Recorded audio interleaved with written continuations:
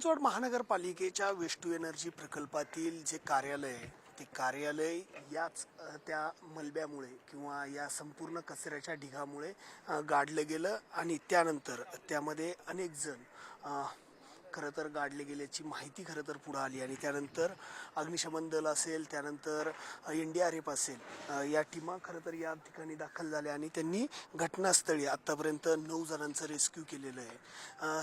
माझ्याबरोबर चिपाडे सर आहेत. सर, काय एकंदरीत आत्तापर्यंतचा संपूर्ण जो घटनाक्रम आहे? काल दुपारी 2च्या आसपास ही घटना घडली अशी प्राथमिक इन्फॉर्मेशन मिळाली. जशी माहिती मिळाली तसे अनेक पथकं आमचे घटनास्थळी रवाना करण्यात आले, कारण बिल्डिंग कॉलॅप्सचा कॉल होता.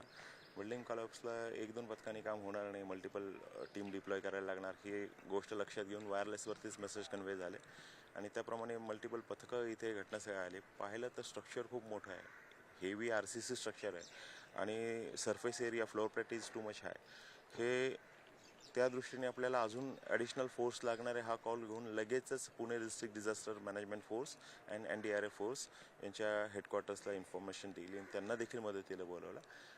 ते मदतीला येस तोपर्यंत आम्ही आमचा सर्च ऑपरेशन चालू केलं. पण सर्च ऑपरेशन चालू केल्यानंतर लक्षात आलं की बिल्डिंगचे आतमध्ये म्हणजे बिल्डिंग नुसती कॉलॅप्स नाही झालेली, तर ते कॉलॅप्स झालेलं जे स्ट्रक्चर आहे या स्ट्रक्चरच्या आतमधल्या बाजूला गार्बेज जे आहे ते पूर्वेचा जो डोंगर आहे त्या डोंगरामार्फत ते तिकडे आतमध्ये आलं आणि ते गार्बेज जे आतमध्ये आलेलं आहे त्या गार्बेजमुळे स्ट्रक्चर पूर्ण डिस्टर्ब आहे आणि ते स्ट्रक्चर पूर्णतः डिस्टर्ब आहे आणि आतमध्ये जायला ॲक्सेसच मिळत नाही आहे, कारण गार्बेज सगळ्या बाजूने आतमध्ये आलं आहे आणि बिल्डिंग ट्विस्ट झालेली आहे. त्याचं सेंटर ग्रॅव्हिटी पूर्ण चेंज झालेलं राईटला आणि खालचा जो स्लॅब ज्याच्यावरती कन्स्ट्रक्शन आपण केलेलं आहे ती RCCची प्लिन देखील ती ट्विस्ट झालेली आहे. त्यामुळे गार्बेज आतमध्ये आल्यामुळे स्कोप नाही आहे. हे गोष्ट लक्षात घेऊन आपल्याला व्हर्टिकल एंट्री घ्यावी लागली. फर्स्ट फ्लोअर जो आहे त्या फर्स्ट फ्लोअरचा स्लॅबला आपण व्हर्टिकल एक होल तयार केला आणि त्या होलमधनं आतमध्ये उतरून सर्च ऑपरेशन सुरू केलं. पण आतमध्ये फक्त 600 ते 800 एवढीच जागा शिल्लक होती, तर सेंटीमीटरमध्ये काम करायला खूप कॉम्प्लिकेशन होते. त्यावेळेला जागा बनवण्यासाठी आपण आतमध्ये एअरलाईन्स टाकल्या, एअर बॅग्सनी स्पेस बनवली, एअर बॅग फुलून स्पेस बनवल्यानंतर आतमध्ये आपल्याला सारखायला जागा मिळाली.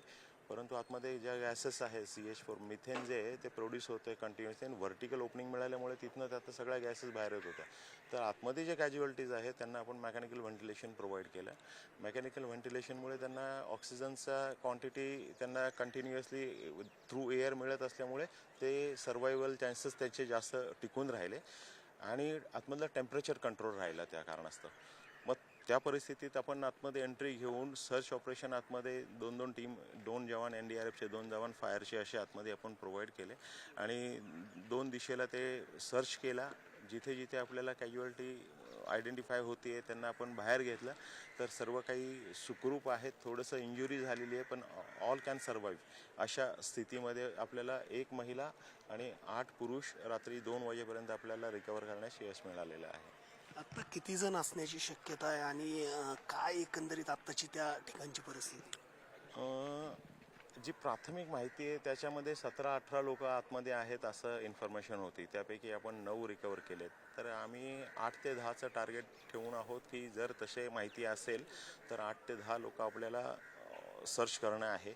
या दृष्टीने आमचे प्रयत्न आहेत आणि आत्ताचं चॅलेंज असं आहे की आपण काल जे मेथडवर राबवलं आहे ते आज आपल्याला शक्य होत नव्हतं, कारण काल आपण इंटरनल सर्च केले पण आज आपल्याला एक्सटर्नली बाहेर जायचं जे रात्री 2च्या नंतरनं प्लॅन केला होता की आपण आता एक्सटर्नल सर्च राबवू, कारण रात्री डिटेक्टर लावून कोणी आहे का लाईव्ह याचा शोध घेण्याचा प्रयत्न केला. स्निपर डॉग्सनी आयडेंटिफाय करण्याचा प्रयत्न केला कोणी सापडतं आहे का, तर ते न सापडल्यानंतरनं आपण तिथून पुढे व्हर्टिकल एंट्री वेल बनवली आहे आणि त्या वेल थ्रू आपण खाली गेलो आहे लोअर लेवलला आणि तिथून आपल्याला हॉरिझॉन्टल एंट्री घेऊन आतमध्ये जायचं होतं.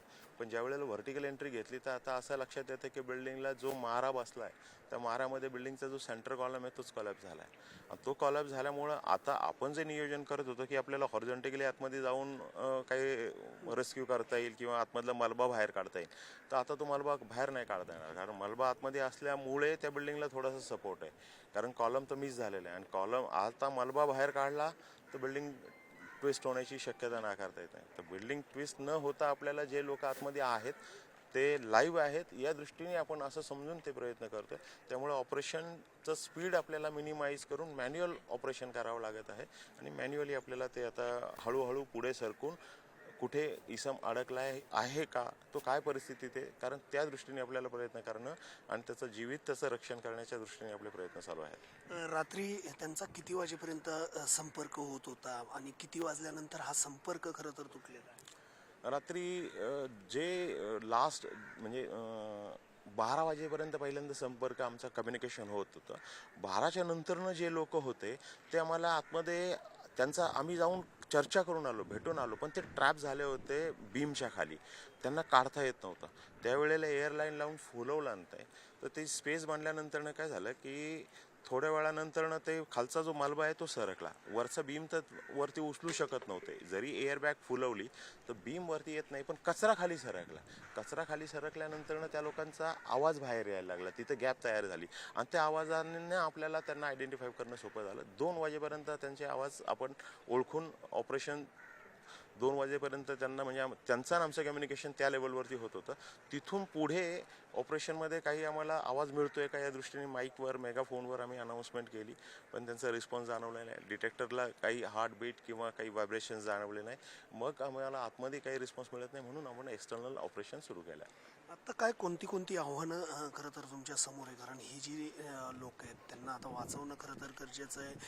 वेळ खरं तर वाढत चाललेला आहे. आत्ता आम्हाला आतमध्ये प्रवेश करायला स्कोप राहिलेला नाही आहे, कारण बिल्डिंगच्या खालचा जो सेंटर कॉलम आहे तो कॉलॅप्स झालेला आहे. तो आत्ता जो रेस्ट झालेला आहे तो गार्बेजवरती आहे आणि आम्हाला गार्बेज काढल्याशिवाय बॉडी आयडेंटिफाय करता येणार नाही आहे की कुठे आहे, कोणत्या लोकेशनमध्ये विक्टीम आहे. हे आत्ता आपल्याला ते चेक करायला काही स्कोप राहत नाही आहे, कारण कचरा काढायचा तर ते लक्षात येणार, कचरा काढला तर बिल्डिंग कोलॅप्स होईल. तर ह्या दोन्ही बाजूनी दुविधा आहेत. तर या ठिकाणी आता आपल्याला अन्य पर्याय म्हणजे व्हर्टिकल एंट्री काल ज्या पद्धतीने मिळवली त्या पद्धतीने आपण लाईन 2 मध्ये vertical entry second part of the building मध्ये घेऊन आपण पुढे ऑपरेशन चालू करणार आहोत.